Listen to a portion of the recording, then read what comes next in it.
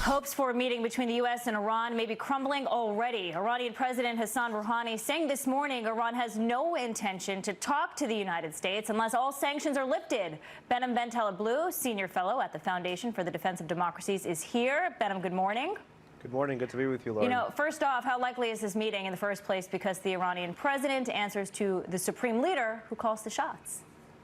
That's right. That's exactly the power structure in place. The supreme leader has to give a green light publicly or privately to Iran's president or any other Iranian diplomat to engage in such negotiations. However, the reason we're talking about this is because at the tail end of the G7 summit, Emmanuel Macron, France's president, hinted that he would like to see Rouhani of Iran and President Trump of the U.S. Meet.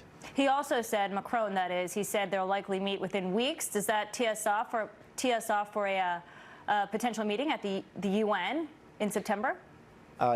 It could tee us up for that. You know, the UNGA, which is held in New York every year in September, October, is the next big major diplomatic marker here. It's natural for different presidents and different officials to meet on the sidelines or formally or informally through the UNGA.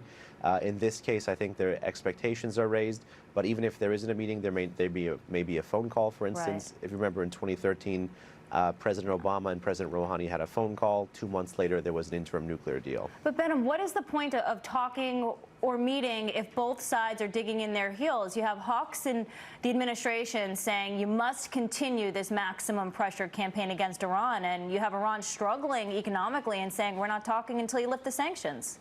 Well, that's a great point because it's not about hawks or doves. It's about good policies and bad policies. Okay. And in less than 1 year, the U.S. has been able to do the same kind of damage to the Iranian economy that it took about a decade of multilateral sanctions to do. So my advice to the administration would be keep the pressure up and make sure that Iran comes to the table in earnest. Because right now, when you see multiple Iranian leaders saying different things, that they want to be able to sell 700,000 barrels of oil, they want to have this line of credit or an escrow account, that is just a sign that the sanctions are working. So in a way, if we just keep talking and flirting with them in a way to reduce the tension, reduce the pressure, do you expect that to maybe reduce Iran's control of the Persian Gulf and their provocations in that area?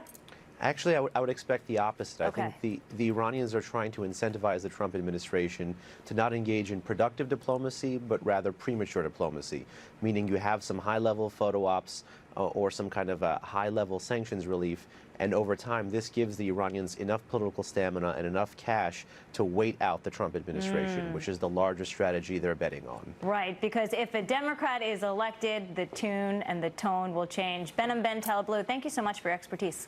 My pleasure. Thank you.